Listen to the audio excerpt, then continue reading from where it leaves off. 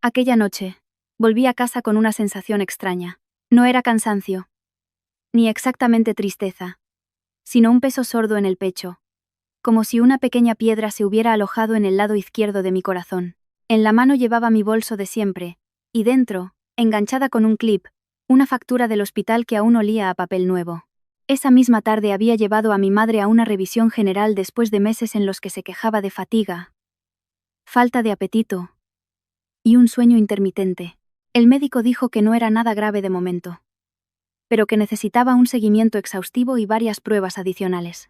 El coste total de la visita había sido de 2.000 euros. 2.000 euros no es una cifra pequeña, especialmente para una mujer como yo, pero era el dinero que había estado ahorrando durante casi 2 años. Mis extras, mis pequeños recortes, sin pedir un céntimo a nadie ni tocar nada del presupuesto familiar. Mi razonamiento era simple.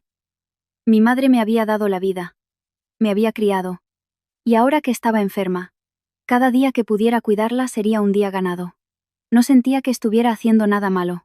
Al llegar a casa, la cena ya estaba servida. Javier, mi marido, estaba sentado mirando el móvil, mientras que mi suegra, Rosa, comía en la cabecera de la mesa con la vista fija en el televisor. Dejé el bolso en una silla y fui a lavarme las manos. Cuando volví, vi que Javier ya había cogido la factura. La miraba fijamente, su expresión cambiando de la sorpresa a la molestia, hasta que su rostro se ensombreció por completo. Sin esperar a que yo dijera nada, la arrojó con fuerza sobre la mesa. El golpe seco resonó en la cocina, hasta entonces silenciosa. Me miró y su voz sonó áspera, sin contención alguna. ¿Con qué derecho coges el dinero de esta casa para mantener a tu madre? La frase fue tan rápida y cortante como una cuchillada helada. Me quedé paralizada durante unos segundos. Lo miré a él y luego a la factura, que yacía abandonada sobre la madera. Intenté mantener la voz serena, aunque el corazón me latía con fuerza. Es mi dinero personal, lo he ahorrado yo. No te lo he pedido a ti ni he cogido nada de la casa. Pronuncié cada palabra despacio, claramente, como si la suavidad pudiera calmar la situación. Mi suegra, desde su sitio, dejó los cubiertos a un lado y me miró con unos ojos fríos como el hielo. Esbozó una sonrisa despectiva y dijo con un tono mordaz: tu madre no tiene yerno en quien apoyarse.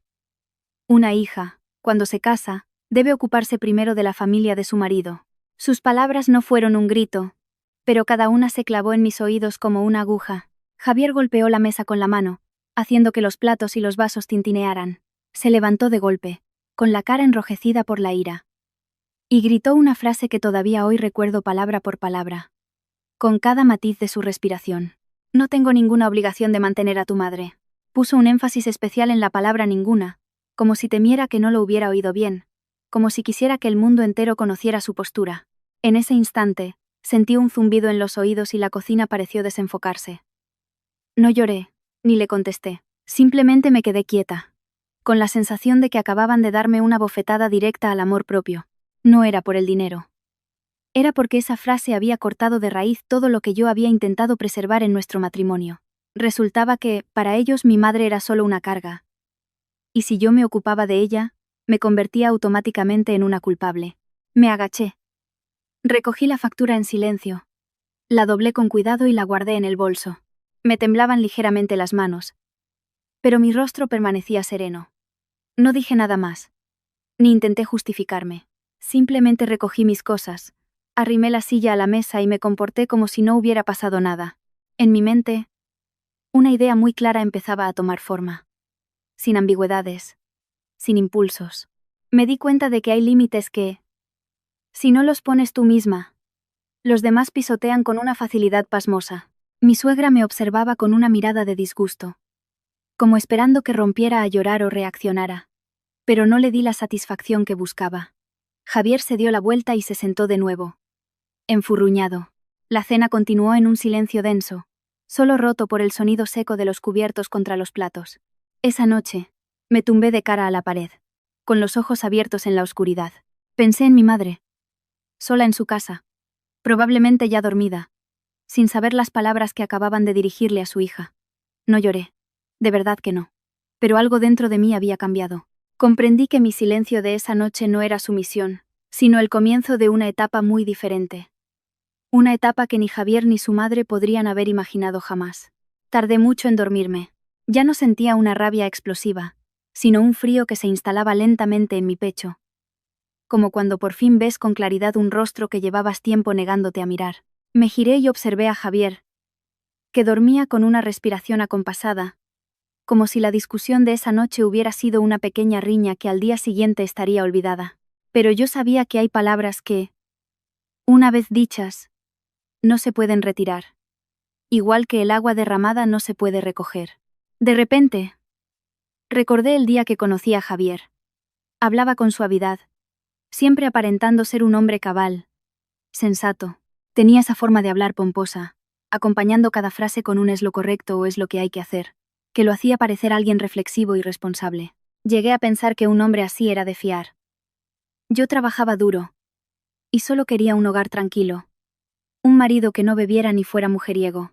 Con esa sencilla idea me había convencido a mí misma para entrar en este matrimonio. El día de la boda, su familia, sin ser rica, le daba una importancia enorme a las apariencias.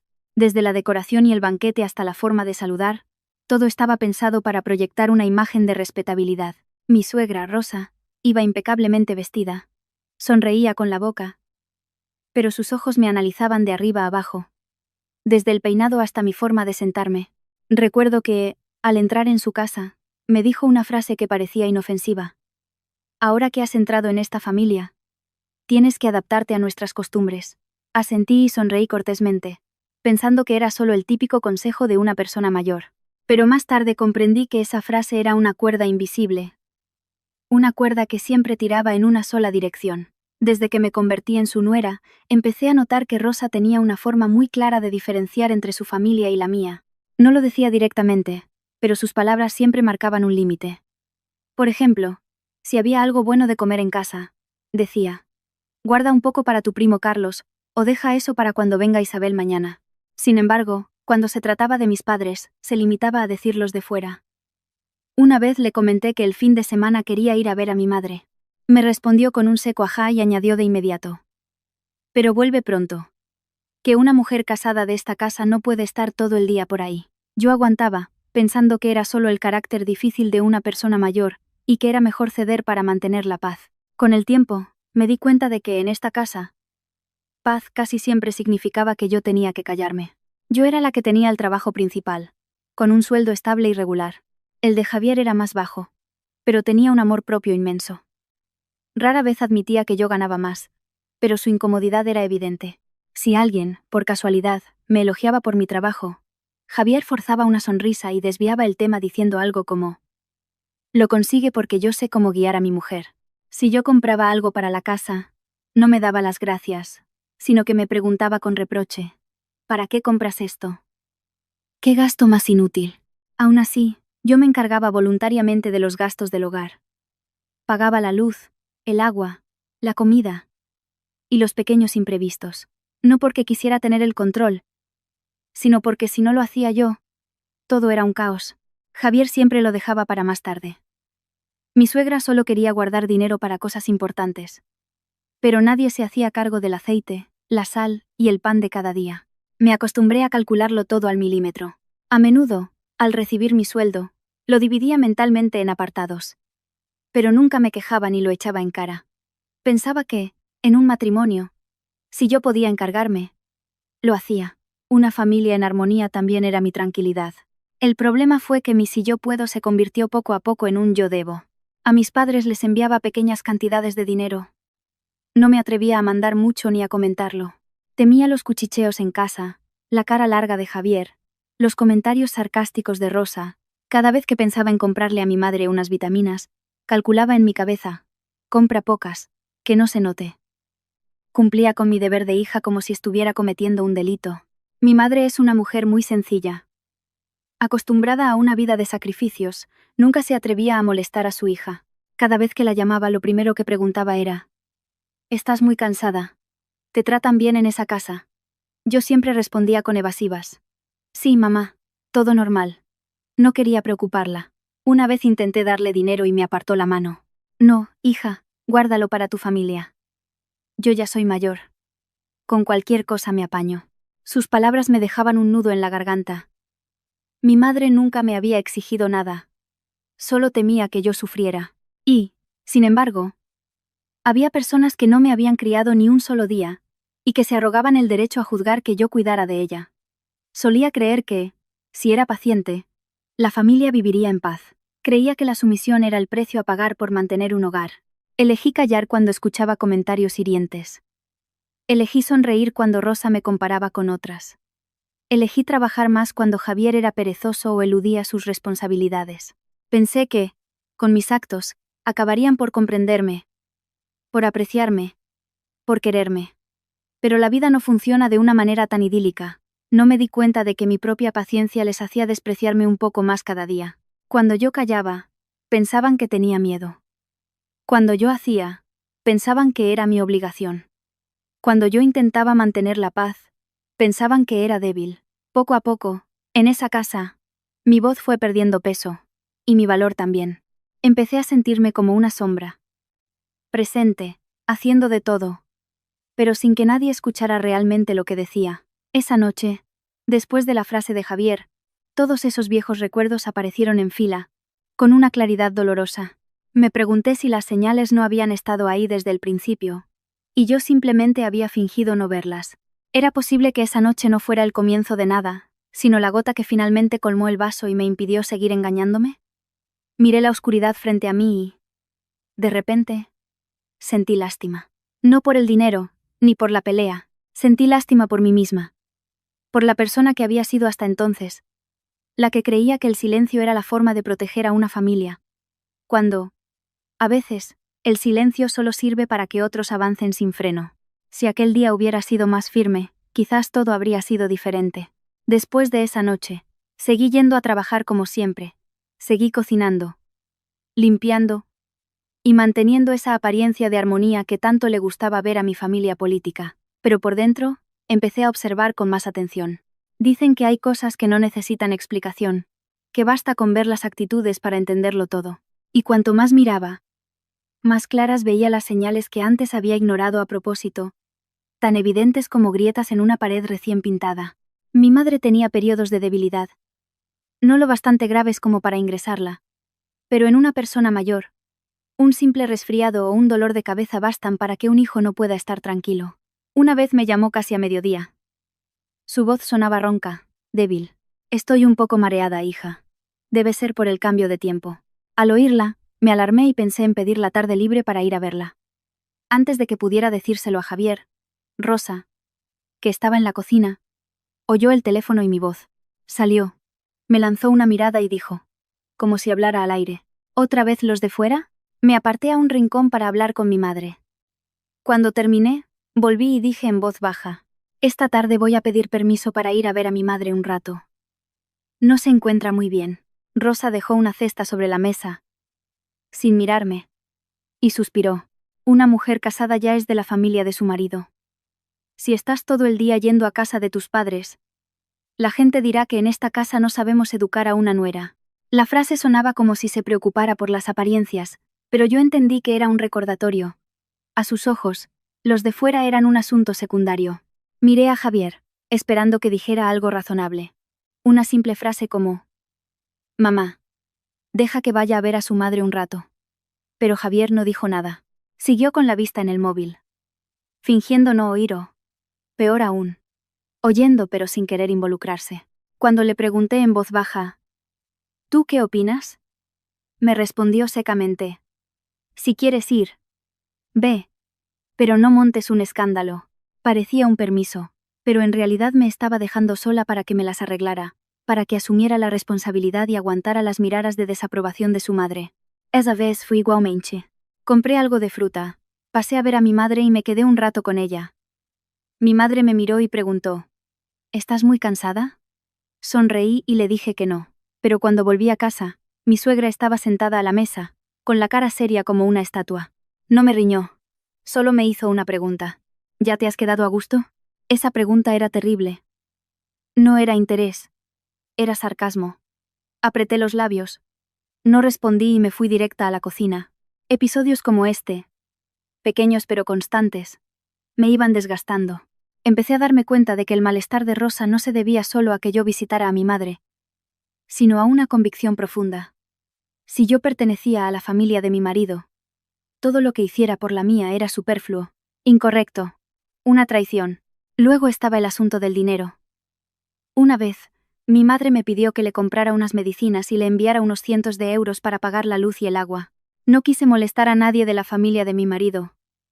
Así que le hice una transferencia rápida, como algo normal entre madre e hija. Pero las cosas nunca salen como uno las planea. Ese día, Javier cogió mi móvil para llamar a alguien, y por casualidad, vio la notificación de la transferencia. Cuando salí del baño, su cara ya era otra. Me mostró la pantalla con un tono de voz bajo pero pesado. ¿A quién le has enviado este dinero? Le dije la verdad. Se lo he mandado a mi madre. Necesitaba comprar unas medicinas. Javier frunció el ceño. ¿Cuánto? Unos cientos de euros. No gritó de inmediato, sino que usó un tono que era peor que un grito. Qué bien te lo montas, ¿no?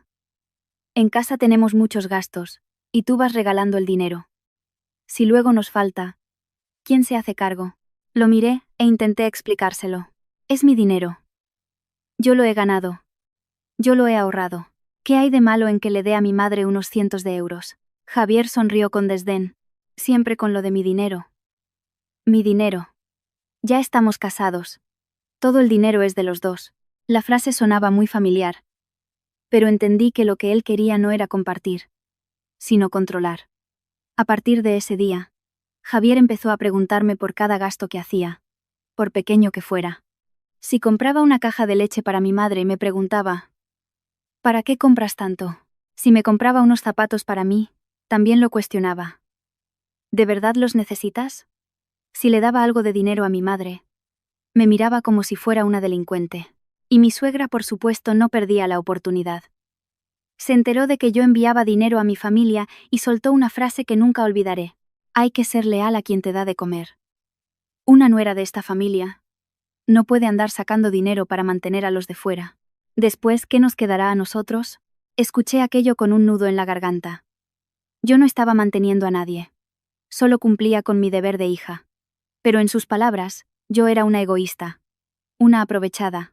Una ingrata. Seguía intentando autoconvencerme de que eran solo pequeños malentendidos. Pensaba que, como ellos no habían pasado por la impotencia de ver a una madre enferma, no lo entendían.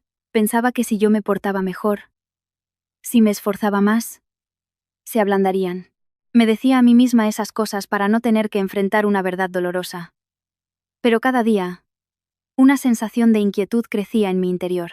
No era miedo a que me regañaran, sino el darme cuenta de que mi lugar en esa casa se estaba definiendo por el dinero. No me preguntaban si estaba cansada o feliz. Solo qué había gastado, a quién le había dado dinero y qué había hecho por ellos. Cuando había que aportar, se acordaban de mí rápidamente. Cuando necesitaba que alguien me defendiera, desaparecían o miraban hacia otro lado. Empecé a entender una cosa. A sus ojos, yo no era una esposa, ni una nuera en el sentido afectivo. Era más bien un recurso del que podían disponer cuando lo necesitaban y al que podían apartar cuando les resultaba incómodo. Y cuando te consideran una herramienta, el afecto es solo una palabra bonita. Esa noche, sentada sola en la cocina, mirando un plato de comida fría, sentí que el corazón se me helaba. Dejé de autoengañarme. Empecé a comprender que, para ellos, los lazos de sangre que no fueran los suyos no tenían ningún valor. En los días siguientes, noté que mi madre empeoraba visiblemente. No era una enfermedad repentina, sino un cansancio sordo y persistente que la consumía sin que apenas nos diéramos cuenta. Comía menos. Pasaba largos ratos sentada mirando al patio en silencio, y a veces se masajeaba la frente como si intentara ahuyentar un mareo. Una vez, al llegar de visita, la encontré apoyada en el borde de la mesa, con el rostro pálido. Corrí hacia ella alarmada, pero mi madre se apresuró a quitarle importancia. No es nada, hija. Seguro que es falta de sueño. Pero yo veía claramente que no era falta de sueño. Era la debilidad de la vejez. Esa debilidad que tanto asusta a los hijos. Esa noche, volví a casa de mi suegra con el corazón en un puño. Pensé en decirle a Javier que quería llevar a mi madre a una revisión completa, pidiéndole que lo entendiera y no me pusiera problemas. Pero me detuve justo antes de entrar en la habitación. Recordé las veces anteriores. Cada vez que mencionaba a mi madre, la mirada de Javier se volvía hostil y la de mi suegra, gélida. Sabía que si se lo decía, no me preguntarían, ¿cómo está tu madre? sino cuánto va a costar. ¿Quién lo va a pagar? ¿Es realmente necesario? No quería otra discusión, ni que mi madre se convirtiera en una excusa para que me fiscalizaran. Así que opté por el silencio. Lo organicé todo yo sola. Pedí cita con el médico, preparé los papeles y le dije a mi suegra que al día siguiente tenía que ir a trabajar antes por un asunto de la oficina.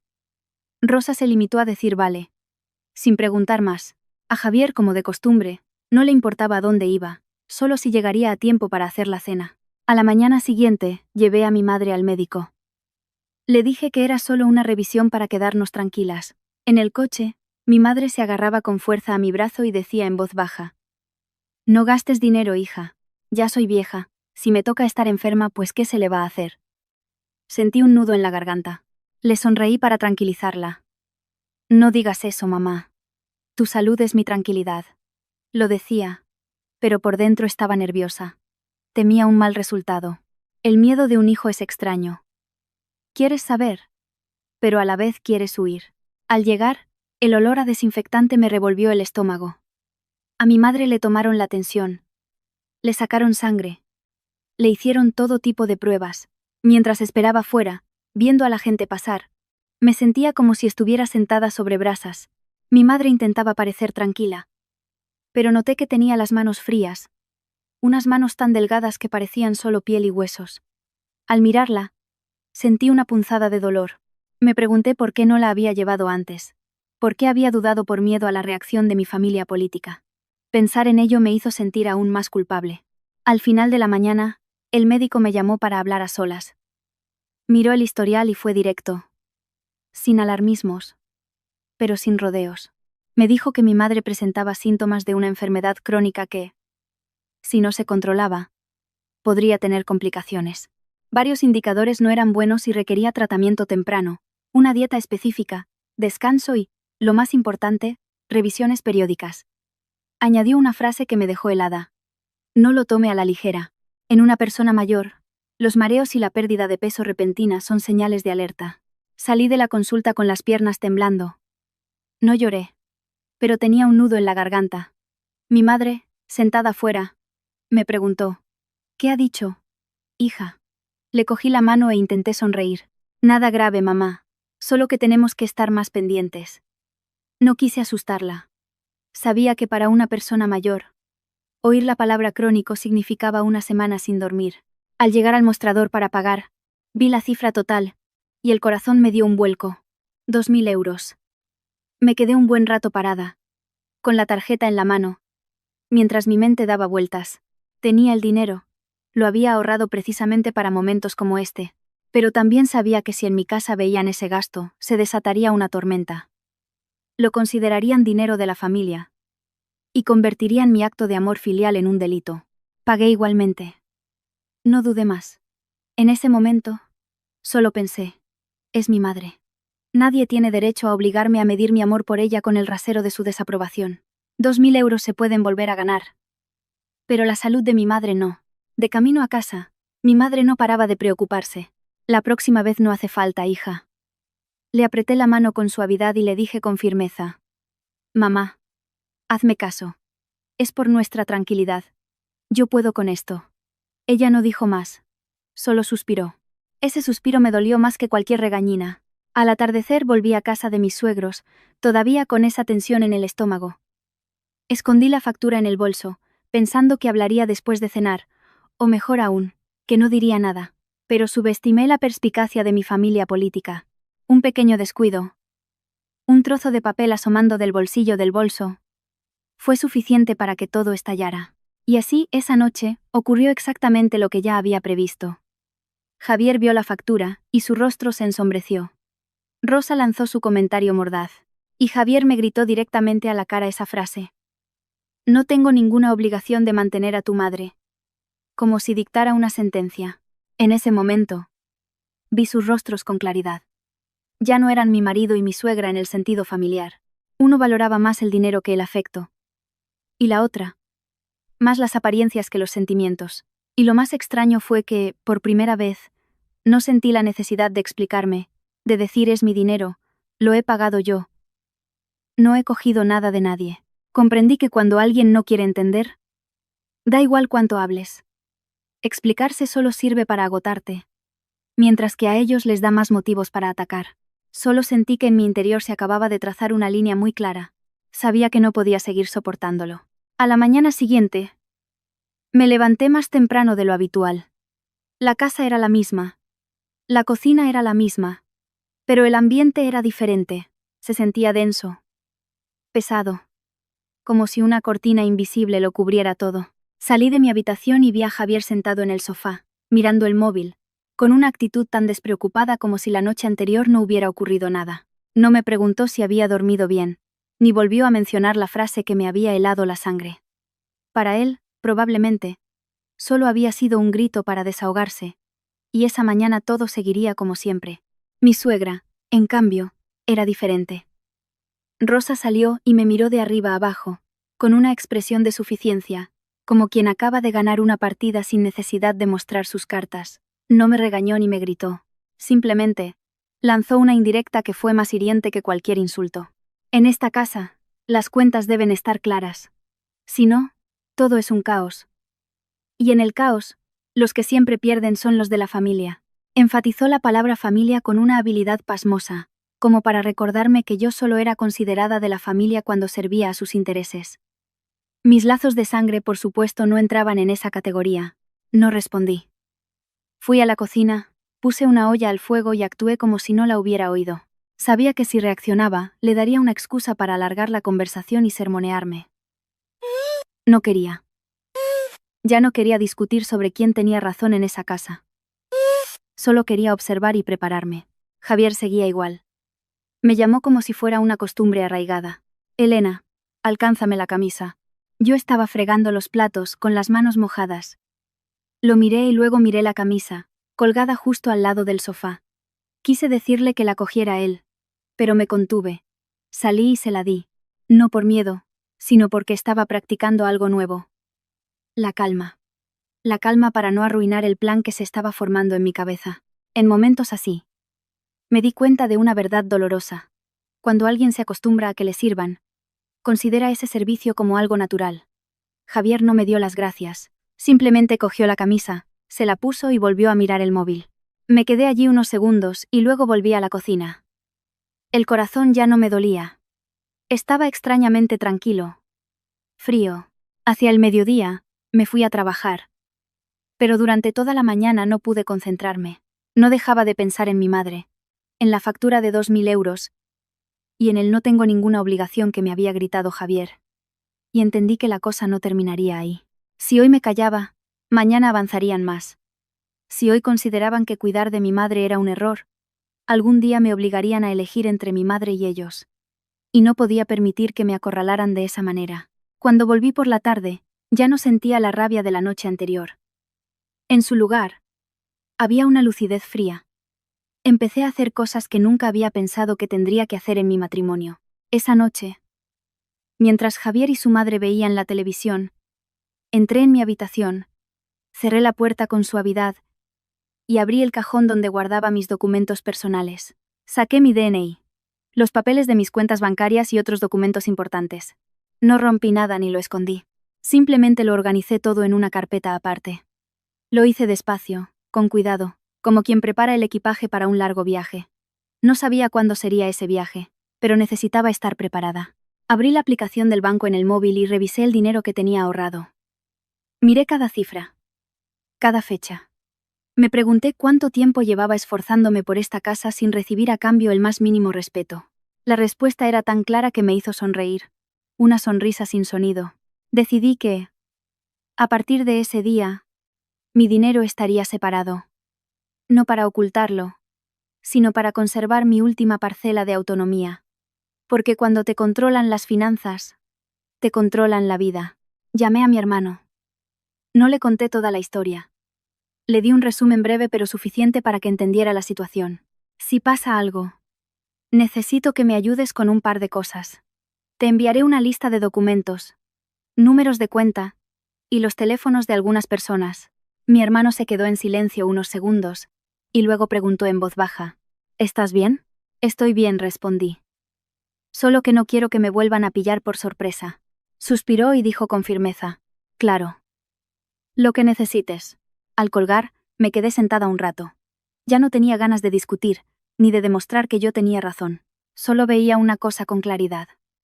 Si ellos no me consideraban de la familia, yo no tenía por qué seguir sacrificándome. El sacrificio en un lugar donde no hay gratitud solo te convierte en una idiota. Empecé a observar a Javier más de cerca. Seguía hablándome como si nada, pero cuando yo permanecía en silencio, sin reírle las gracias ni responderle con detalle, se ponía nervioso. ¿Estás enfadada?, me preguntó una vez. Lo miré y en mi mente apareció la imagen de mi madre agarrándome la mano en el hospital, con su voz temblorosa diciendo: «No gastes dinero». No podía tragarme ese, lo dije sin pensar. Pero me limité a responder con suavidad: «No estoy enfadada. Solo me acuerdo de las cosas». Mi suegra tampoco perdía ocasión. De vez en cuando, soltaba alguna indirecta. Una nuera con marido debe saber administrar, no sacar el dinero a otros sitios para luego venir a quejarse de que falta. La oía, pero no reaccionaba.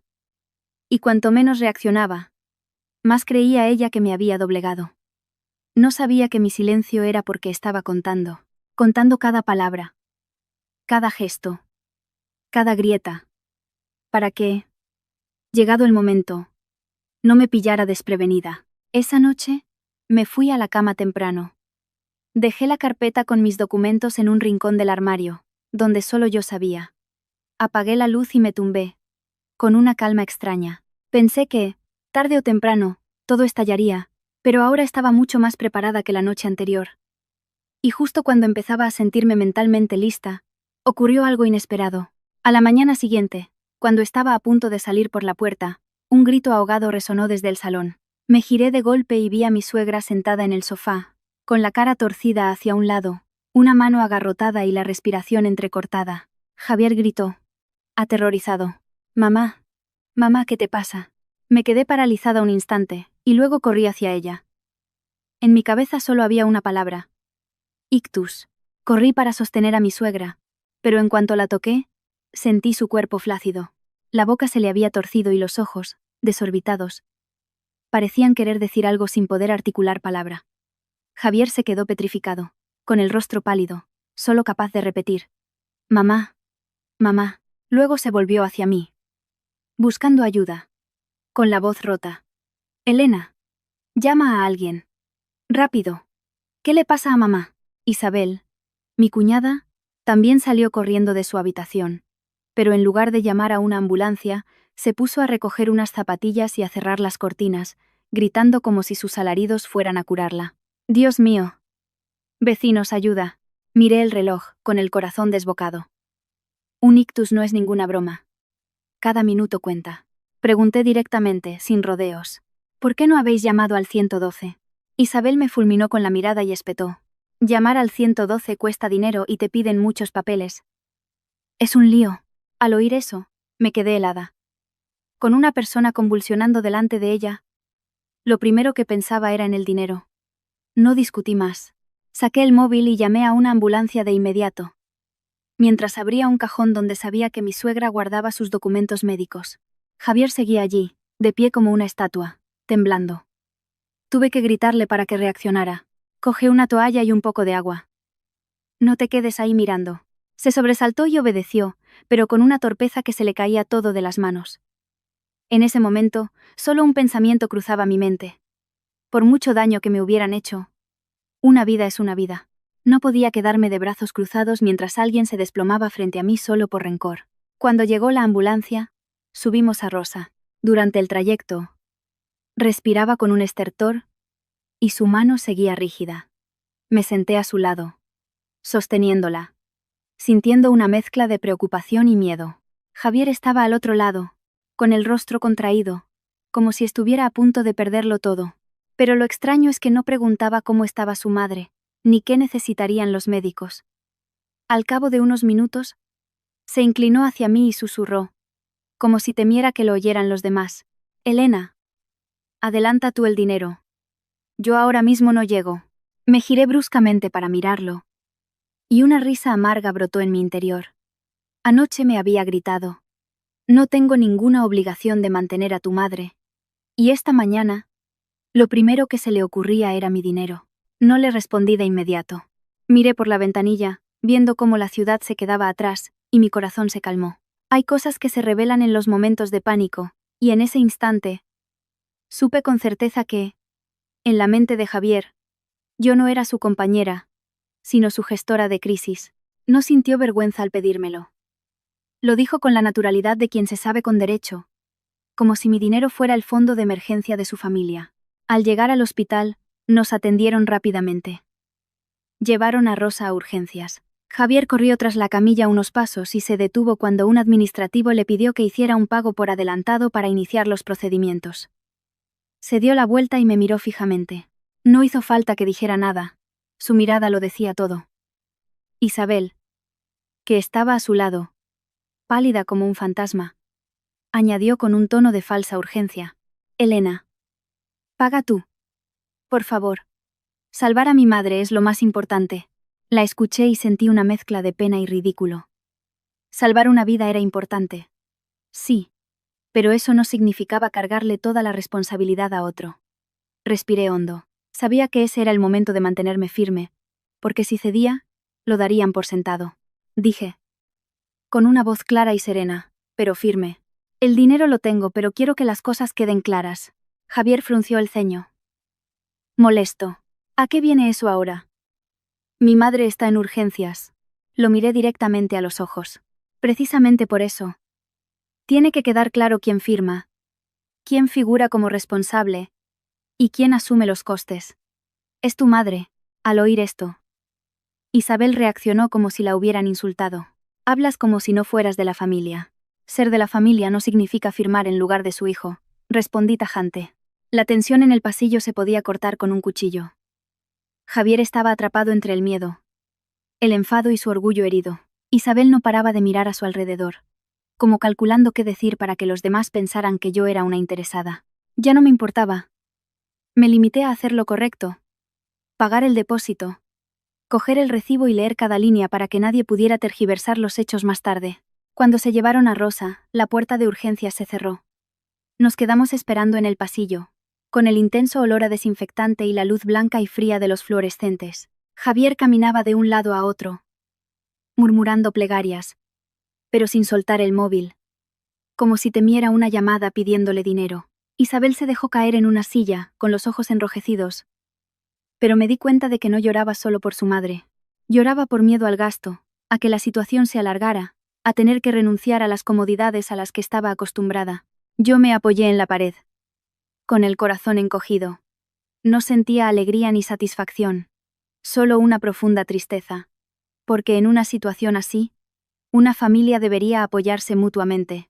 Y sin embargo, yo me sentía en medio de una negociación. Justo en ese momento, oí a Isabel llevar a Javier a un rincón del pasillo. Hablaba en susurros, pero en el silencio de la noche, su voz resonaba. Tenemos que pensar en otra solución. Si mamá se queda mucho tiempo en el hospital, va a ser una ruina. ¿De dónde vamos a sacar tanto dinero? Javier guardó silencio, soltó un suspiro, y respondió con un seco. Yo lo sé. Yo estaba solo unos pasos, detrás de ellos. No intentaba escuchar, pero lo oí todo. Y sus palabras fueron como un martillazo en la cabeza. Por primera vez, entendí con una claridad absoluta que no temían que su madre empeorara, ni que sufriera o se quedara paralítica. Lo que más les aterraba era el dinero. Temían pagar el precio de la responsabilidad. Temían asumir esa carga que siempre habían pensado que podían endosarme a mí. Miré la puerta de urgencias, todavía cerrada. En mi interior, además de la preocupación por una vida humana, surgió un sentimiento nuevo, frío y nítido como una advertencia. Si hoy no marcaba un límite, mañana y todos los días siguientes seguiría siendo yo quien cargara con todo, para además ser acusada de calculadora. Apreté el recibo en mi mano. Era un papel fino, pero sentía como si me cortara la piel. Me prometí a mí misma que las cosas no volverían a ser como antes. La puerta de urgencias seguía cerrada. Yo, apoyada en la pared, agarraba con fuerza el recibo, sintiéndome a la vez preocupada y extrañamente lúcida. Al cabo de un rato, salió un médico. Se quitó la mascarilla y, con voz apremiante pero clara, dijo: Su madre ha sufrido un ictus. Necesitamos intervenir cuanto antes. Si tardamos, el riesgo de que quede con media parte del cuerpo paralizada es muy alto. La familia debe prepararse y hacer los trámites de inmediato. Al oírlo, a Javier se le fue el color de la cara. Pero lo primero que preguntó no fue, ¿cómo está mi madre?, sino, doctor, ¿cuánto va a costar? La pregunta salió tan rápido que no pude ocultar una mueca de amargura. El médico le dio una cifra estimada y le indicó que debía hacer un pago por adelantado para proceder. Javier se giró hacia mí, con una mirada de pura expectación.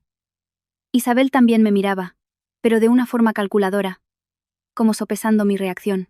Respiré hondo, saqué la tarjeta, pero le dije directamente al administrativo, por favor, prepare la documentación a nombre de su hijo, Javier. La persona que firma el consentimiento y asume la responsabilidad es él. El administrativo asintió y le tendió los papeles a Javier. Él retrocedió medio paso, como si le hubieran puesto delante algo al rojo vivo. Forzó una sonrisa y me susurró, firma tú, Elena, que tienes más soltura con estas cosas. Además, a tu nombre es más cómodo. Lo miré directamente a la cara. Esa frase, es más cómodo, me resultaba muy familiar. Era la misma que se usa para justificar el hecho de endosarle la responsabilidad a otro, sin levantar la voz, pero con cada palabra cargada de firmeza. Le respondí, anoche dijiste que no tenías ninguna obligación con mi madre. Hoy, yo tampoco tengo la obligación de firmar por la tuya. Al terminar la frase, vi cómo Javier se quedaba paralizado, como si le hubiera dado una bofetada en mitad del pasillo. Isabel cambió de táctica al instante. Apretó los labios, y unas lágrimas que parecían contenidas empezaron a brotar de sus ojos.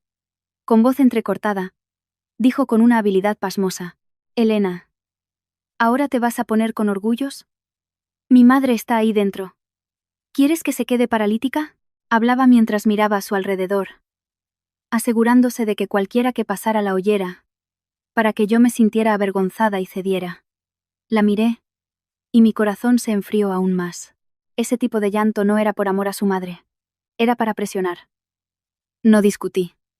Me dirigí al administrativo y le dije, por favor, siga el procedimiento. Es su madre. Así que él firma. Luego, le di mi tarjeta al administrativo para que cobrara, pero me negué rotundamente a firmar en la casilla de responsable. Pensé que salvar una vida era necesario. Pero firmar en su lugar, asumir la responsabilidad por ellos, era abrir la puerta a una trampa muy profunda. Mientras el administrativo procesaba el pago, me di cuenta de que Isabel, a unos pasos de mí, no paraba de teclear en su móvil, mirándome de reojo como si me vigilara. De vez en cuando, levantaba la vista hacia Javier, como haciéndole una seña. Empecé a sospechar que algo estaban tramando. En una situación así, lo normal es estar pendiente del enfermo, pero Isabel parecía más preocupada por su teléfono. En ese momento, desde el final del pasillo, se oyeron unos pasos apresurados. Una mujer de mediana edad, con aspecto apurado pero de mirada afilada, se dirigió directamente hacia nosotros. La reconocí como una pariente de la familia de mi marido, de esas que siempre aparecen en los momentos de crisis para soltar un sermón. Sin siquiera preguntar por el estado de mi suegra, lanzó una frase que parecía ensayada. Me han dicho que la nuera tiene dinero, pero con la suegra enferma, se pone a mirar hasta el último céntimo. La frase resonó en el pasillo, lo suficientemente alto como para que varias personas se giraran a mirar. El corazón me dio un vuelco. Entendí al instante que no era una coincidencia, sino una campaña de presión. Querían hacerme pasar por una desalmada para que por vergüenza sacara mi dinero y me hiciera cargo de todo.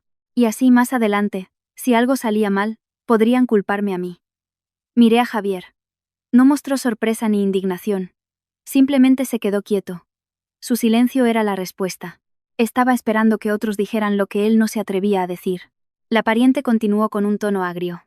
En estos tiempos, hay que tener un poco de decencia. Con la suegra enferma, que una nuera exija que firme el hijo, es como lavarse las manos. Casi me eché a reír, pero era una risa amarga. Hablaban como si yo estuviera eludiendo mi responsabilidad. Cuando había sido yo la primera en llamar a la ambulancia, la que tenía los documentos y la que estaba pagando. Justo cuando iba a responder, Javier me llevó a un rincón. Su cara estaba roja, y sus ojos brillaban de orgullo herido. Me espetó, con la voz contenida, no me dejes en ridículo delante de la familia. Encárgate de todo y ya está. Considéralo una buena obra. Lo miré fijamente durante un largo rato. En ese segundo, dejé de verlo como mi marido. Vi a un hombre que temía más al que dirán que a la parálisis de su madre, que temía más perder su reputación que su integridad. Le respondí despacio, con una calma gélida. Las buenas obras no se hacen con el dinero de otros. Especialmente con el de alguien a quien insultaste anoche. Javier se quedó petrificado, con una vena latiéndole en la sien. Intentó decir algo, pero se lo tragó. Estábamos en un hospital, rodeados de gente, y él todavía quería mantener su máscara de hombre decente. Volví al mostrador, recogí el recibo y, al revisarlo, mis ojos se toparon con una línea que me heló la sangre. En el recibo del pago, en el campo depositante, alguien había escrito mi nombre, seguido de la palabra esposa. Y yo no había dicho nada de eso. Ni había firmado nada. Levanté la vista y le pregunté a la empleada. Disculpe, ¿quién ha proporcionado esta información? La mujer dudó, y su mirada se desvió instintivamente hacia Javier. No necesité oír más. Comprendí que habían intentado atraparme desde el principio, para que todos los documentos llevaran mi nombre. Así, si surgían disputas, si había problemas de dinero, si necesitaban difamarme, solo tendrían que mostrar los papeles y decir, ella firmó, ella se ofreció a pagarlo todo. Una trampa simple, pero suficiente para convertirme en la responsable financiera, la que cargaría con la culpa y la opinión pública. Sostuve el recibo en la mano, sintiendo una mezcla de rabia y escalofríos. Mientras su madre estaba en urgencias, ellos habían tenido tiempo de pensar en cómo atarme de pies y manos. Miré la puerta de la sala de emergencias y luego a Javier y a Isabel, que estaban cerca. Sus miradas ya no eran solo de pánico. Eran las miradas de quienes están calculando su retirada. Apreté el recibo, y una frase resonó en mi cabeza. Si hoy no desmantelo esta trampa, a partir de mañana pagaré. Cargaré con la culpa y me manipularán el resto de mi vida. Sostuve el recibo en la mano, mirando la palabra esposa junto a mi nombre, y sentí como si algo se rompiera dentro de mí. Comprendí que no había sido un error accidental. Si hubiera sido un error, me habrían pedido confirmación. Pero lo habían escrito a propósito, para endosarme la responsabilidad y usarlo como pretexto en el futuro. Respiré hondo, me acerqué al mostrador de administración y, con voz tranquila pero firme dije, disculpe. Me gustaría que verificáramos esta información. Yo no he declarado ser la esposa del paciente como pagadora. Le ruego que corrija los datos y, si es posible, me gustaría ver la grabación de la cámara de seguridad de este mostrador de hace un momento. La empleada me miró, un poco desconcertada. En un hospital ven todo tipo de situaciones, pero pocas veces a alguien que, en medio de una emergencia, se mantiene lo suficientemente lúcido como para aferrarse a los detalles de un recibo. Pero usted es quien ha pagado, dijo. Puse el recibo sobre el mostrador, señalando la línea en cuestión. He adelantado el dinero. Pero el responsable legal es su hijo. Javier. La palabra esposa aquí es incorrecta. Por favor, corríjala. Apenas terminé de hablar, Javier se abalanzó hacia el mostrador, con la cara roja, mezclando ira y pánico. ¿Qué estás haciendo? Mi madre está ahí dentro. Y tú te pones a discutir por un papel. Lo dijo lo suficientemente alto como para que la gente de alrededor lo oyera. Miré rápidamente el pasillo. Varias miradas se volvieron hacia nosotros. Entendí que intentaba hacerme pasar por una desalmada, para que la vergüenza me hiciera ceder. No levanté la voz. Lo miré fijamente a los ojos, y pronuncié cada palabra con claridad. Estoy salvando una vida. No firmando para caer en una trampa y convertirme en vuestra deudora. Luego me volví hacia la empleada. Por favor, corrija la información. Necesito que todo esté claro. Isabel, que estaba cerca, saltó como un resorte, con los ojos desorbitados. ¿Trampa? ¿Quién te está tendiendo una trampa? Dicho esto, llamó a la pariente que esperaba en el pasillo, alzando la voz. Tía, ven a oír esto. Mi cuñada dice que le estamos tendiendo una trampa. Vi cómo intentaba convertirlo en un espectáculo, y sentí lástima. Con su madre en urgencias, lo único que se le ocurría era buscar público. La pariente se acercó, con una expresión severa ya preparada. Ten cuidado con lo que dices, muchacha. ¿Qué trampa ni qué 8 cuartos? ¿Quién te va a tender una trampa a ti? No la miré mucho tiempo. Sabía que discutir con alguien que ya tiene un prejuicio es inútil. Me centré en los hechos. Levanté el recibo, señalé la línea y le pregunté directamente a la empleada. ¿Quién declaró que la pagadora era la esposa? Hubo un silencio tenso. La empleada miró de un lado a otro, incómoda, y su vista se posó inconscientemente en Javier. Esa simple mirada fue suficiente. Javier, para tapar la verdad, espetó. Lo dije yo. Somos marido y mujer. ¿Qué problema hay? Lo dijo con una firmeza que solo delataba su nerviosismo. Sonreí con amargura, una sonrisa helada de quien acaba de oír una confesión. Lo miré y le dije una frase corta que lo dejó sin palabras. Entonces anoche, cuando me gritaste, ¿qué éramos? ¿Desconocidos? La pregunta, aunque dicha en voz baja, resonó con fuerza en el pasillo. La pariente que estaba cerca la oyó, y varias personas empezaron a cuchichear. Vi cómo Javier tragaba saliva, con la garganta seca. Isabel intentó intervenir, con una voz melosa. Los problemas de pareja se arreglan en casa. Ahora lo importante es salvar a mamá. La miré y dije despacio. Exacto. Salvarla. Pero salvarla no significa dejar que me carguen con documentos falsos.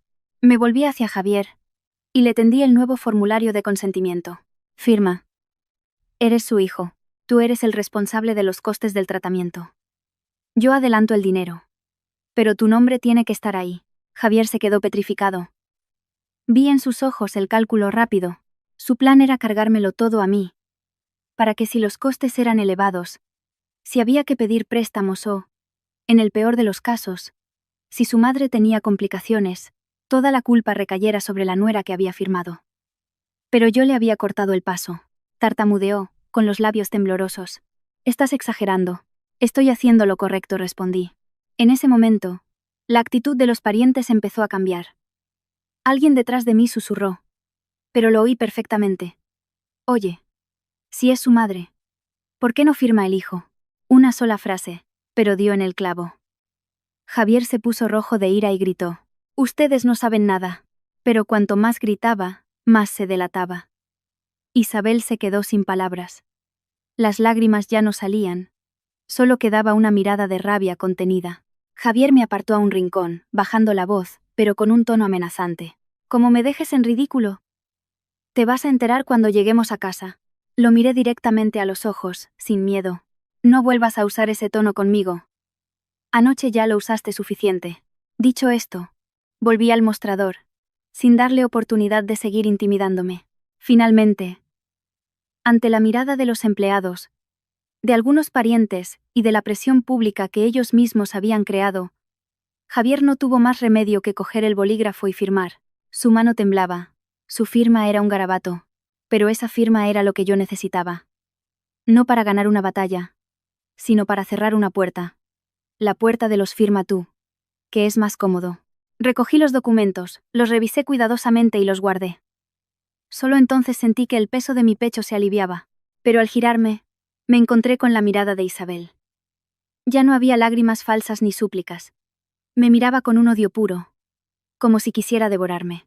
Supe que a partir de ese momento no me dejarían en paz, porque cuando a alguien acostumbrado a usar a otros como apoyo se le quita ese soporte, se convierte en un enemigo muy peligroso. Me quedé frente a la puerta de urgencias, oyendo el sonido de las máquinas, pero sin sentir ninguna satisfacción. Solo tenía una cosa clara. Si había logrado marcar un límite hoy, tendría que seguir haciéndolo mañana. Porque ahora habían empezado a verme como una adversaria, no como la nuera sumisa de siempre. Una vez que Javier firmó, la situación en el hospital se calmó temporalmente. Los médicos intervinieron a tiempo y, superada la crisis inicial, trasladaron a Rosa a una habitación de observación. Seguía medio inconsciente, con la cara aún torcida, las extremidades débiles y sin poder articular palabra. El médico nos repitió varias veces que un ictus no es un episodio aislado. Requería un seguimiento estricto, medicación a largo plazo, una dieta rigurosa y, sobre todo, que la familia estuviera mentalmente preparada para cuidarla. Escuché aquello y sentí una gran pesadumbre, no por la responsabilidad de cuidarla, sino porque sabía que las personas a mi lado no estaban pensando en cuánto tendrían que cuidar, sino en cuánto les costaría. Al salir de la habitación, Javier caminó a mi lado por el pasillo. Si antes me había amenazado, ahora su tono se había vuelto falsamente suave. Tosió ligeramente y dijo, como si me estuviera perdonando la vida. Bueno, lo de antes. Estaba nervioso. No te lo tomes a mal. No le respondí. Solo le dediqué una mirada. No era una mirada desafiante, sino un recordatorio silencioso. Hay palabras que, una vez dichas, no se pueden borrar con un simple estaba nervioso. Mi silencio incomodó a Javier. Noté que quería que le dijera algo. Un no te preocupes. Para poder sentir que todavía tenía el control. Pero no se lo di. Ya no quería ser yo quien calmara las aguas. Después de unos pasos, se enfadó. ¿Por qué te quedas callada? ¿Quieres seguir con el tema? Seguí sin responder, caminando a un ritmo constante, manteniendo la calma. En ese momento, entendí que lo que más teme una persona es no poder controlar las emociones del otro.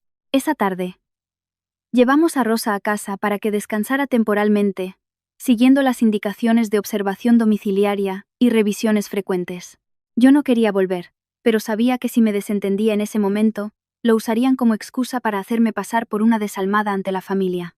Decidí ir, no por miedo, sino porque entendía que la siguiente batalla no se libraría en el hospital, sino en el terreno de la opinión pública y dentro de esa misma casa. Al llegar, nada más entrar, oí un murmullo de voces. Me detuve en seco. Un grupo de parientes del lado de mi marido ya estaban reunidos en el salón, como si estuvieran esperando el momento justo para dar el pésame. Pero en realidad era para juzgarme. Con una sola mirada, comprendí que nadie estaba allí por un verdadero afecto hacia Rosa. Estaban allí para saber quién pagaría las facturas y para ver si conseguían doblegarme. Una tía de mi marido me examinó de arriba a abajo. Sonreía con la boca, pero sus ojos eran fríos. Fue la primera en hablar, con un tono aleccionador. Una nuera que calcula los papeles como si fuera una contable. Esta familia va a acabar muy mal. Tras su comentario, varias personas asintieron, como si estuviera en lo cierto. Escuché aquello y sentí ganas de reír. Consideraban un caos que los papeles estuvieran claros, pero veían como algo normal que toda la responsabilidad recayera sobre la nuera. Javier se sentó, suspirando como si fuera la víctima, y se quejó en un tono lo suficientemente alto como para que todos lo oyeran. Yo también lo estoy pasando muy mal, tía. Mi madre enferma. Yo corriendo de un lado para otro. Y mi mujer. Es que es demasiado estricta con el dinero. Dicho esto, me lanzó una mirada que era a la vez un reproche y una advertencia. Como diciendo, ¿lo ves? Estoy poniendo a todo el mundo de mi parte. Isabel, sentada a su lado, con la cara todavía enrojecida por la ira, añadió leña al fuego rápidamente. Su voz era dulce, pero sus palabras, venenosas. Lo que le pasa es que tiene miedo de tener que cuidar de mi madre. Alguien que la quisiera de verdad no habría montado ese espectáculo en el hospital. Esas frases fueron como echar gasolina a la hoguera de los prejuicios. Vi cómo varias personas empezaban a mirarme como si fuera una ingrata. Entendí que estaban atacando con la moral. No una moral real, sino una moral a medida, diseñada para forzar a otros a hacer lo que ellos querían. Pretendían que yo asumiera voluntariamente todos los gastos a largo plazo, para luego poder seguir criticándome si me retrasaba un solo día. Era la trampa en la que muchas mujeres habían caído. Y una vez dentro, cuanto más te defendías, más te acusaban de contestona. No discutí. No saqué a relucir que había sido yo quien llamó a la ambulancia, pagó y se encargó de los papeles. Simplemente dije una frase, corta y directa, que detuvo en seco su estrategia. Quien la trajo al mundo tiene la primera responsabilidad. Yo solo cumplo con mi parte. La sala se quedó en silencio. Alguien intentó replicar, pero no supo qué decir, porque mi frase era demasiado lógica, demasiado simple. La tía frunció el ceño. ¿Con eso quieres decir que piensas abandonar a tu suegra? La miré fijamente, con la misma voz serena. No la abandonaré. La ayudaré en lo que pueda, pero no firmaré en lugar de otros. No asumiré culpas ajenas, ni cargaré con responsabilidades que no me corresponden, para que luego, si algo sale mal, la culpable sea yo. Al oír esto, Javier golpeó el brazo del sofá. Hablas muy bien. Pero en esta casa hay un problema. Y tú te pones a sacar papeles. ¿Quién puede vivir así? Lo miré y sentí un vacío helado. No le respondí más. Entendí que discutir delante de esa multitud solo me haría caer en la trampa que ellos querían. Esa noche, los parientes se fueron marchando. La casa volvió a quedar en silencio, pero era la calma tensa que precede a una tormenta. Rosa dormía en su habitación, con una respiración agitada. Javier e Isabel entraban y salían, con el ceño fruncido. Fui a la cocina a fregar los platos, intentando no mostrar mi tensión. pero mis oídos captaron perfectamente la conversación que llegaba desde el salón. No intentaba escuchar, pero lo oí. Javier decía en voz baja, pero cargada de rabia: hoy me ha dejado en ridículo delante de todo el mundo. Si la dejamos, se nos subirá a la chepa. Isabel respondió de inmediato, con un siseo venenoso: no dejes que gane. Se hace la fuerte porque se cree intocable. Y a los intocables hay que mancharlos. Sentí un escalofrío. Javier preguntó cómo. Isabel soltó una risita. ¿Te acuerdas del vídeo que grabé anoche? En cuanto lo soltemos, está acabada. Me quedé paralizada, con un plato en la mano. ¿Qué vídeo? Intenté recordar. Y entonces, el corazón se me encogió. En el pasillo del hospital, cuando yo exigía que corrigieran los papeles, Isabel no paraba de teclear en su móvil, mirándome de reojo. Pensé que estaba enviando mensajes. Resulta que estaba grabando. Grabando para cortar y pegar. Grabando para convertir a una mujer lúcida en una desalmada, calculadora y sin corazón. Un simple vídeo. Si lo enviaba a la familia, si se lo mostraba a gente de fuera, yo me convertiría en la imagen que ellos querían proyectar. De repente, lo entendí todo. No solo querían mi dinero. Querían el control del relato. Quien controla la historia, controla la moral. Y ellos ya tenían preparada su arma mediática. Dejé el plato con cuidado, me sequé las manos y sentí un frío glacial. Se acabaron las dudas. Sabía que si esperaba a que ellos actuaran, me acorralarían, me harían pagar y, además, cargar con la culpa. Y no iba a permitirlo ni una vez más. Decidí que tenía que actuar antes que ellos. Esa noche, me quedé tumbada con los ojos abiertos. En mi cabeza resonaba la frase de Isabel: en cuanto soltemos el vídeo, está acabada. Entendí que no solo querían obligarme a pagar. Querían retorcer la verdad. Convertirme en la culpable para poder manipularme a su antojo. Y una vez que te cuelgan la etiqueta de desalmada, cualquier cosa que hagas después es solo un intento desesperado de apagar un incendio. No iba a permitirme caer en esa trampa. A la mañana siguiente, me levanté antes que nadie. Actué con normalidad. Preparé el café y ordené la casa para no levantar sospechas. Cuando Javier se fue a llevar a su madre a una revisión, le dije que me iba a trabajar. En realidad, fui directa al hospital. Al mismo mostrador del día anterior. Hablé con la empleada que me había atendido. No me mostré débil ni suplicante. Fui directa, educada pero firme. Disculpe, ¿podría darme una confirmación por escrito de la transacción de ayer y de quién proporcionó inicialmente la información de la esposa como pagadora? Necesito la información correcta para evitar malentendidos. La empleada, tras dudar un momento, asintió. Me imprimió un historial de la transacción junto con una confirmación de la corrección de los datos del responsable. Sostuve ese papel en la mano y sentí como si hubiera encontrado una armadura. No para atacar a nadie, sino para protegerme de puñaladas por la espalda. Al salir del hospital, llamé a una antigua compañera de la universidad que trabajaba en asesoría legal y recursos humanos. No le conté toda la historia, solo le resumí la situación. Mi familia política había intentado manipular documentos. Planeaba difamarme con un vídeo, y necesitaba saber qué pruebas debía reunir para protegerme. Mi amiga, después de escucharme, me dijo una frase muy lúcida: no discutas con palabras, discute con pruebas.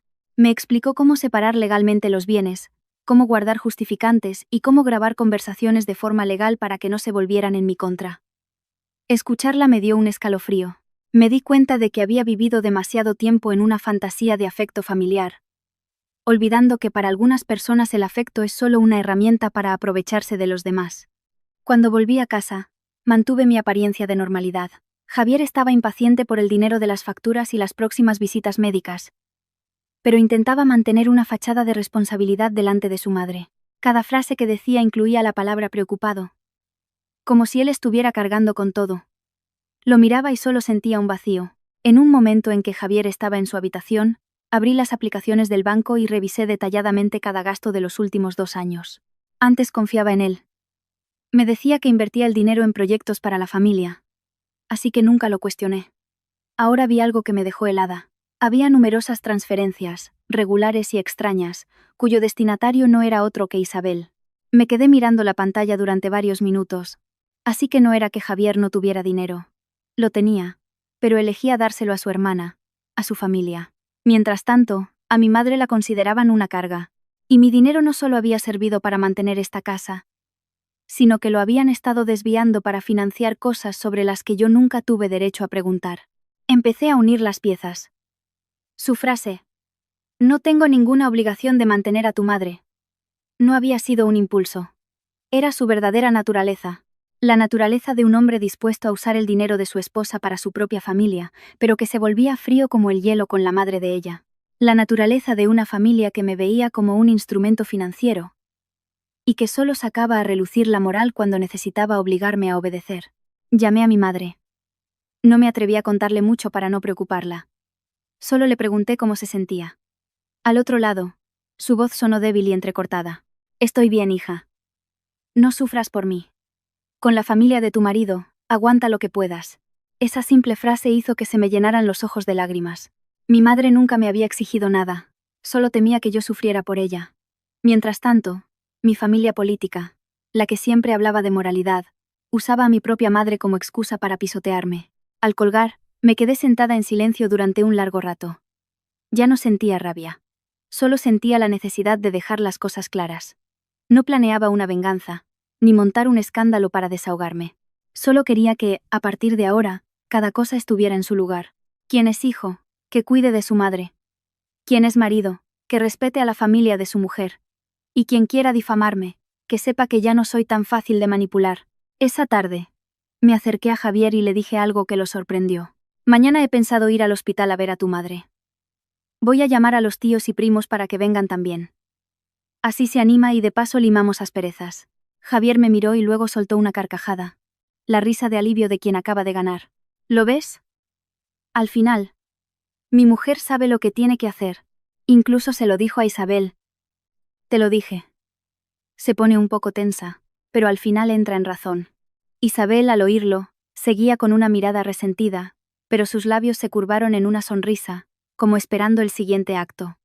No sabía que mi limar asperezas era solo una excusa para reunirlos a todos. Necesitaba la familia presente. Necesitaba testigos. Necesitaba un escenario donde la verdad no pudiera ser distorsionada por unas cuantas lágrimas de cocodrilo. Esa noche, abrí el móvil y revisé la grabación de la discusión de la otra noche. Había empezado a grabar cuando oí a Javier decir: «No tengo ninguna obligación de mantener a tu madre. No para hacerle daño, sino como un acto reflejo de autodefensa». También reuní todos los justificantes, la confirmación del hospital y las transferencias sospechosas.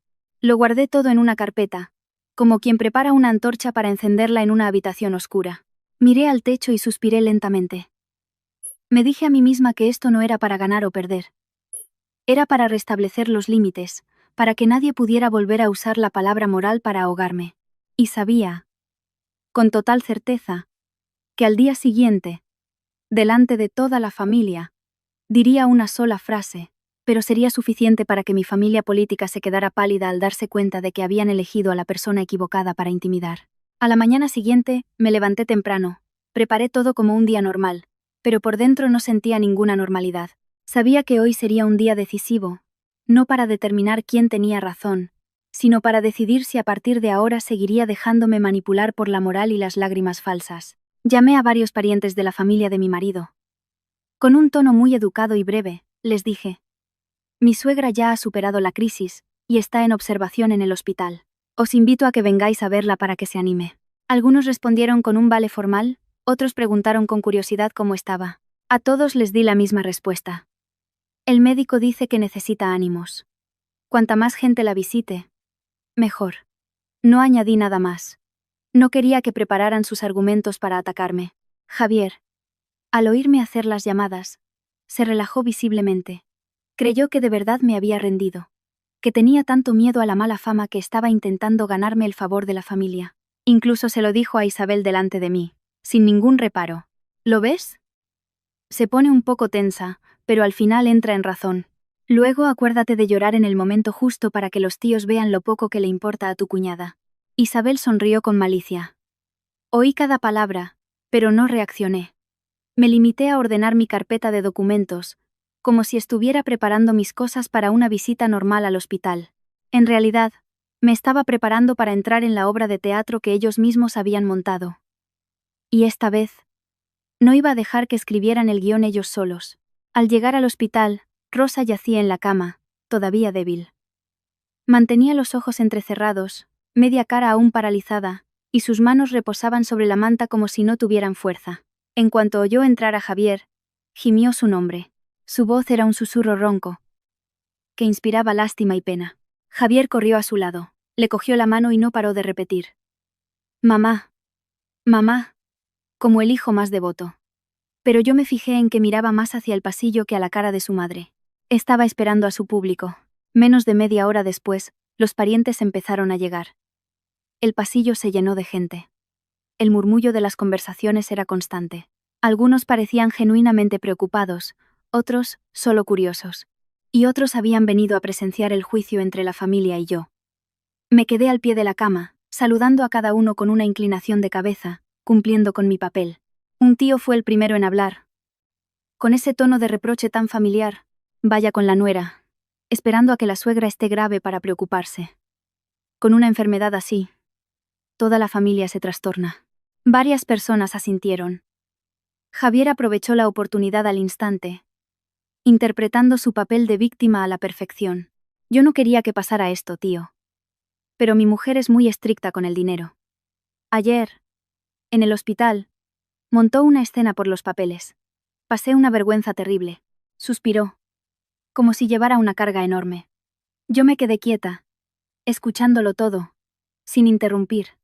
Dejé que dijeran todo lo que querían decir, que expusieran todo su plan. En ese momento, Isabel se adelantó, con el móvil en la mano como si fuera un arma. Lo levantó y, con una voz a medio camino entre el llanto y la acusación, dijo con una actuación impecable: «Ayer, delante de mí, dijo que era un gasto inútil». Lo oí y se me rompió el corazón. Con mi madre ahí tirada y ella. Se interrumpió, con los ojos enrojecidos. Enfatizó las palabras gasto inútil, como si me estuviera marcando a fuego. El pasillo se llenó de murmullos. Las miradas se volvieron hacia mí, cargadas de desprecio. «Vaya, no era calculadora», susurraban unos. «Pobre mujer. Con una nuera así», decían otros. Lo escuché todo. Ya no sentía rabia. Solo veía con claridad cómo un vídeo editado y una frase sacada de contexto podían destruir la reputación de una mujer. Javier, a su lado, parecía satisfecho, viendo que la opinión pública se inclinaba a su favor. Rosa, en la cama, movía los labios, intentando decir algo. Pero estaba demasiado débil. La miré y sentí compasión por ella. Pero la compasión no significaba dejar que usaran esa misma compasión para atarme. Esperé a que los murmullos se calmaran un poco. Y entonces levanté la cabeza. No grité. No lloré. No hice teatro. Simplemente dije una frase, con una voz tranquila pero lo suficientemente firme como para que todo el pasillo la oyera. «Antes de que me condenéis, permitidme que aclare cada detalle, euro por euro». El ambiente se congeló. Los que cuchicheaban se callaron. Javier me miró fijamente. Vi un destello de inquietud en sus ojos, la de alguien que se da cuenta de que su oponente no se ha rendido, sino que está a punto de darle la vuelta a la partida. Isabel agarró el móvil con más fuerza. El tío que me había reprendido se quedó perplejo. Quizás porque mi voz no sonaba como la de alguien que discute sin razón. Sonaba como la de alguien que está preparado. Javier intentó interrumpirme, pero no le di la oportunidad. Lo miré directamente y le dije en voz baja, pero con una autoridad que lo silenció: «Déjame hablar. Si me equivoco, asumiré las consecuencias». Esa frase sorprendió a algunos de los parientes. Estaban acostumbrados a mi sumisión, no a que me atreviera a enfrentar la situación. Cogí una silla. Puse mi carpeta sobre la mesita junto a la cama. No la abrí de inmediato. La dejé allí, como una advertencia. Luego, miré a todos los presentes y, con la misma voz serena, continué: «Ayer, ¿quién llamó a la ambulancia? ¿Quién se encargó de los papeles? ¿Quién pagó el depósito? Si queréis oír una historia, por favor, escuchadla completa. No juzguéis por un vídeo editado». Al decir esto, vi a Javier tragar saliva. Empezó a mirar a su alrededor, buscando aliados. Pero las miradas que le devolvían ya no eran de apoyo incondicional. La gente empezaba a darse cuenta de que yo no estaba discutiendo. Estaba preparándome para contar la verdad. Y en mi interior, solo tenía un pensamiento claro. Si hoy querían convertirme en la culpable, Les demostraría quién era el que de verdad estaba eludiendo su responsabilidad. Después de mis palabras, el pasillo se quedó en silencio. Un silencio no de compasión, sino de curiosidad. ¿Qué tendría yo en esa carpeta para atreverme a hablar con tanta seguridad? Javier, a mi lado, estaba tenso, intercambiando miradas nerviosas con Isabel y los demás parientes, como buscando un salvavidas. Comprendí que quienes están acostumbrados a ganar con mentiras y presiones, lo que más temen son los documentos y la verdad. Abrí la carpeta y saqué los recibos del hospital. Los coloqué, uno por uno, sobre la mesita junto a la cama. Sin brusquedad, sin teatro. Puse cada papel como si estuviera colocando una pieza de la verdad ante sus ojos. Señalé los documentos y dije con claridad: este es el pago por adelantado de ayer. Este es el formulario de consentimiento. Y este, el documento que designa al responsable legal. Luego, miré directamente a Javier. Eres su hijo. ¿Por qué te negaste a firmar? Una simple pregunta. Pero fue como un jarro de agua fría. Varios parientes miraron a Javier, desconcertados. Hasta ese momento, habían creído su versión de que yo era la que se encargaba de todo. Ahora, mi pregunta directa sembraba la duda. Javier tartamudeó. En ese momento. Estaba muy nervioso. Asentí, pero no le permití esconderse detrás de esa excusa. ¿Nervioso? ¿O acostumbrado a que tu mujer cargue con todo? Esa pregunta hizo que algunos de los presentes chasquearan la lengua. Miraron a Javier como si fuera un niño grande e irresponsable. Él intentó interrumpirme, con voz irritada. ¿Qué estás diciendo? Estás exagerando. Lo miré y dije una frase que lo silenció por completo. Si estuviera exagerando, no habría estado aquí desde el primer momento para asegurarme de que tu madre superara la crisis. Luego, me dirigí a todos. No me estaba dando méritos. Solo contaba los hechos. Ayer, fue Javier quien quiso que yo firmara como responsable para que fuera más cómodo. Me negué.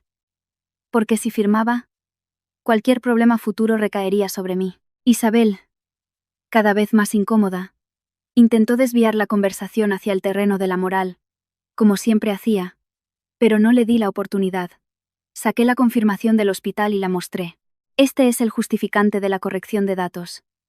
Inicialmente, en el recibo figuraba la esposa como pagadora, aunque yo nunca di esa información.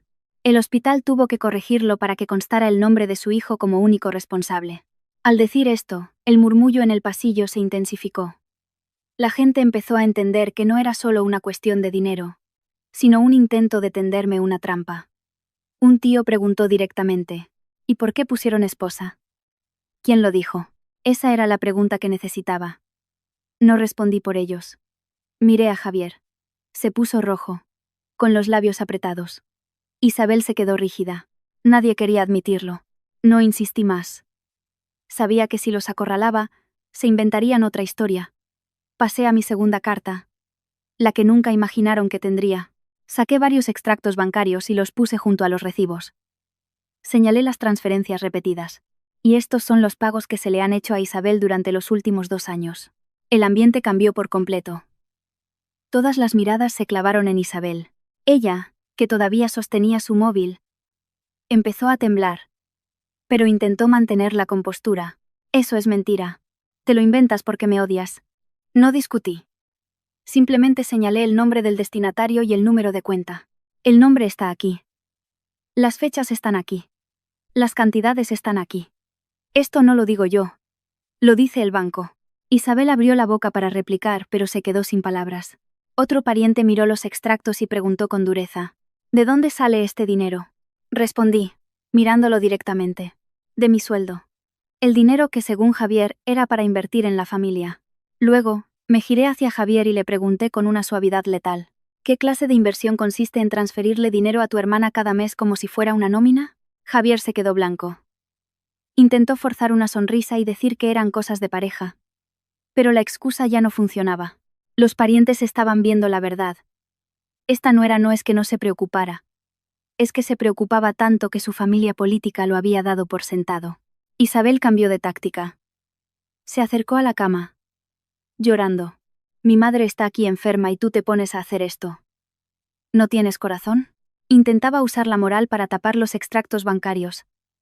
La miré y le dije con calma: tú también deberías acordarte de que tu madre está aquí. Entonces, ¿por qué dijiste ayer que llamar al 112 costaba dinero? Esa frase desgarró su actuación. Varios parientes la miraron, con la expresión endurecida. Isabel se quedó boquiabierta, sin poder decir nada.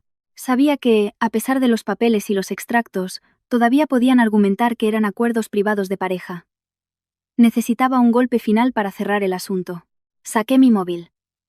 No puse ningún vídeo. Solo una breve grabación de audio.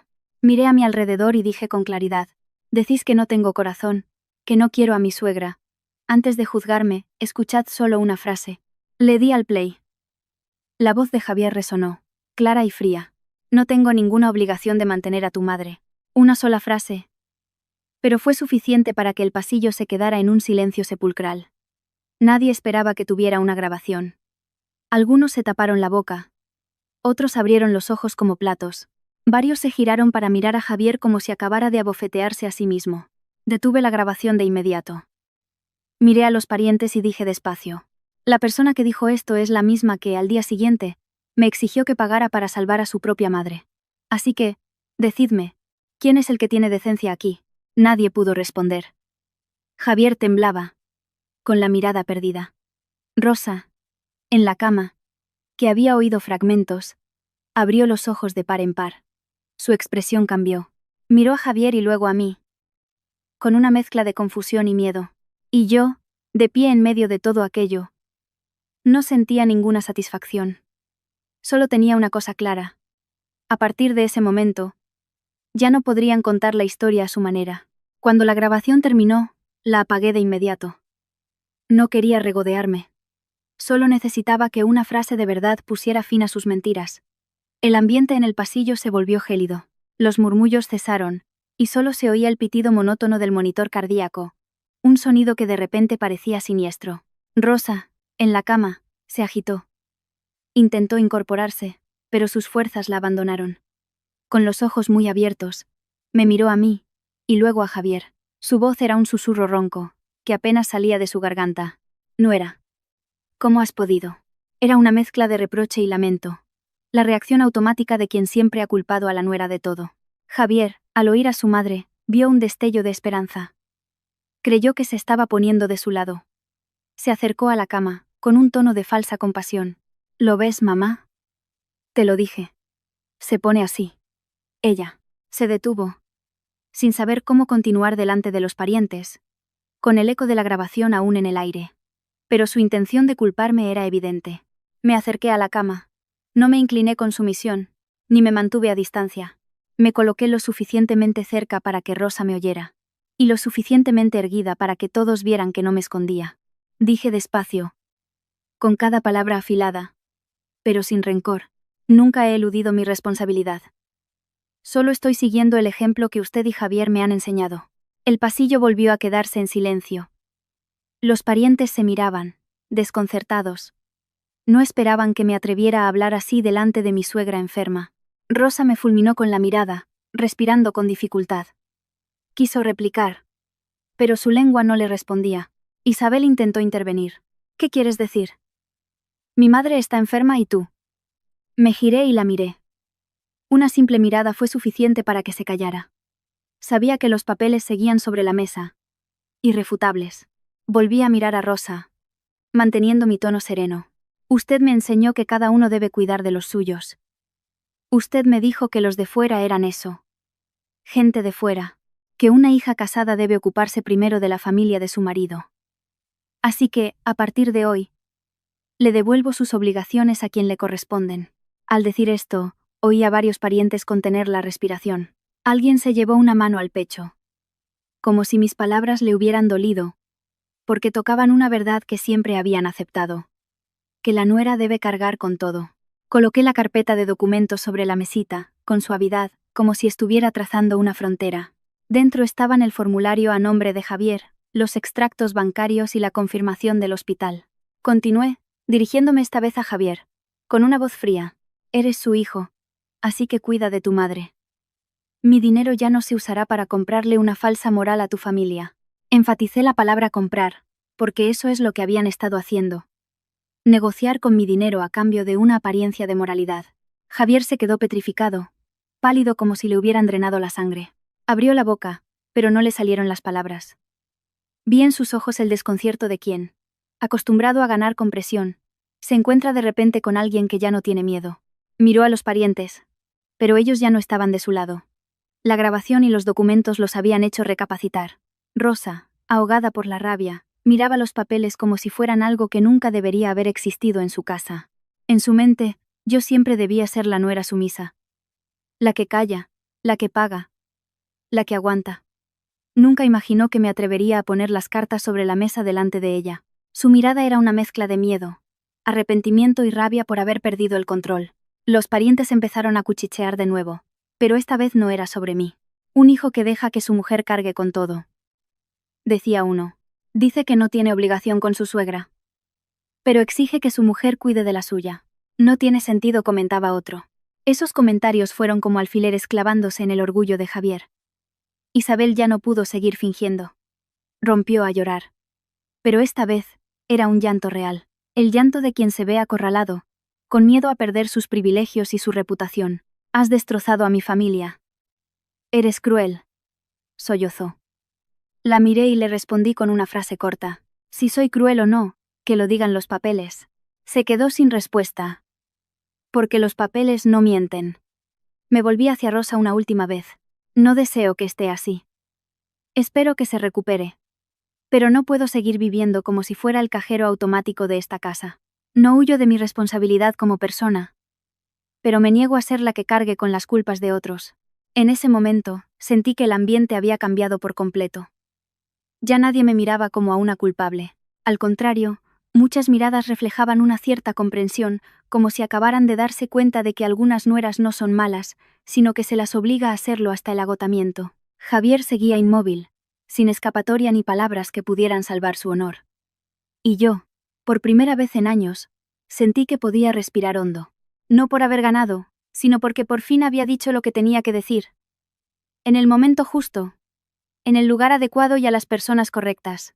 El ambiente en el pasillo, después de la tormenta, era extraño. La gente evitaba las miradas, fingiendo estar ocupada. Recogí mis documentos. Me despedí educadamente de los médicos y los parientes. Y salí de la habitación. A los pocos pasos, oí que Javier me llamaba. Elena, espera. No me giré de inmediato. Seguí caminando. Para que entendiera que esto no era una simple pelea de pareja que se arregla en casa. Esto era un límite. Javier corrió hasta alcanzarme. Su cara seguía pálida. Pero su tono se había suavizado de repente. Me equivoqué. ¿Podemos hablar en casa? Ese me equivoqué sonó vacío, como si con decirlo todo pudiera volver a ser como antes. Lo miré y le respondí. Sin rencor. Pero con firmeza. Lo que había que hablar ya se ha dicho en el hospital. Se quedó sin palabras. Quiso insistir. Pero al ver a los parientes observando, se calló. Su miedo al qué dirán era más fuerte. Yo ya no necesitaba oír nada más. Hay personas que solo se disculpan cuando están a punto de perder lo que creían tener asegurado. Ese día no volví a casa. Me quedé un rato más en el hospital. No por ellos, sino para asegurarme de que todos los trámites quedaban cerrados con el nombre y la responsabilidad correctos. Vi a Javier sentado en el pasillo, hablando por teléfono con alguien, con voz irritada. Necesito que me prestes algo de dinero. Mi madre está ingresada. Por primera vez, lo oí usar la palabra prestar. Antes, siempre había dicho mi mujer se encarga. Hoy, se veía obligado a afrontar que era mi madre. En los días siguientes, ningún pariente volvió a llamarme calculadora. Podían haberme criticado si yo hubiera sido negligente. Pero con la verdad sobre la mesa, nadie se atrevió. Algunos me llamaron, con voz vacilante, para decirme que lo pasado, pasado está. Yo les respondía educadamente. Entendí que cuando ya no tienen motivos para criticarte, eligen la paz, pero la suya, no la tuya. Javier empezó a llamarme más a menudo. Una noche, muy tarde, me dijo con voz cansada. Vuelve a casa, mi madre necesita que la cuiden. Escuché aquello y sentí un vacío. Le pregunté, ¿tu madre necesita cuidados o tú necesitas a alguien que pague? Hubo un silencio. Ese silencio fue su respuesta. No. No quise decir eso. Tartamudeó. No discutí. Simplemente le dije, cuida de tu madre. Y colgué. Sabía que si seguía en esa casa, el ciclo se repetiría. Usarían la enfermedad para presionar. a los parientes para juzgar y la moral para negociar. Ya había soportado suficiente. Una noche, cuando todo se había calmado, volví a la casa por última vez para recoger mis cosas. Fui a una hora en que Javier no estaba. Solo Isabel andaba por allí, con el rostro agotado. Al verme con una maleta, me preguntó con los ojos desorbitados: «¿Qué haces?» «Recoger lo que es mío», respondí con calma. «Qué valiente», dijo con sarcasmo. «Si te vas, ¿quién cuidará de mi madre?» La miré y le dije una frase que zanjó la conversación. «Tu madre tiene hijos». Se quedó paralizada. Quería insultarme, pero ya no tenía argumentos. Hice mis maletas en silencio, sin gritos, sin dramas. Al salir, miré la casa por última vez. No sentí nostalgia, solo cansancio. El cansancio de haber intentado, durante demasiado tiempo, complacer a quienes nunca se sentirían complacidos. Nadie me detuvo. Los parientes que antes me habían criticado, ahora, si me veían por la calle, apartaban la mirada. Quizás entendieron que ya había aguantado bastante.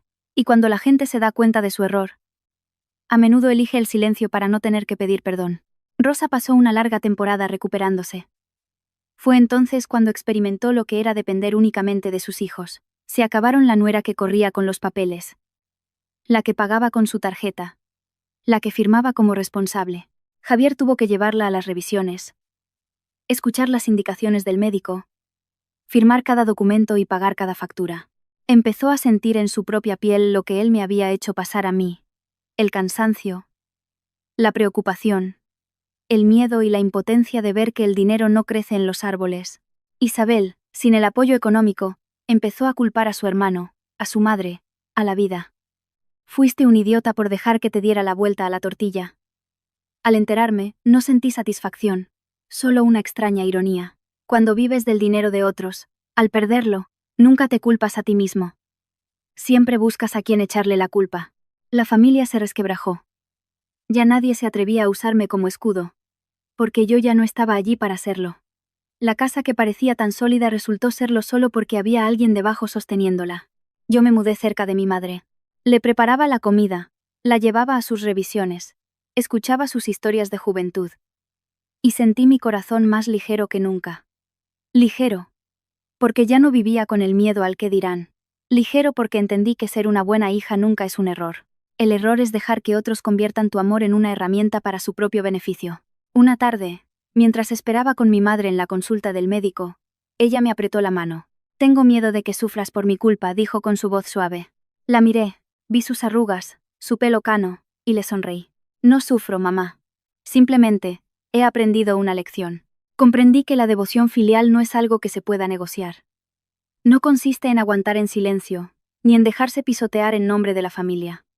Nace del amor, no del miedo a ser juzgada. Y comprendí que el matrimonio no da derecho a nadie a insultar a tus padres. Antes pensaba que para mantener la paz había que ceder. Pero me equivocaba. Si la paz se construye sobre el dolor de tus seres queridos, no es paz. Es solo un silencio que dura hasta que ya no puedes más.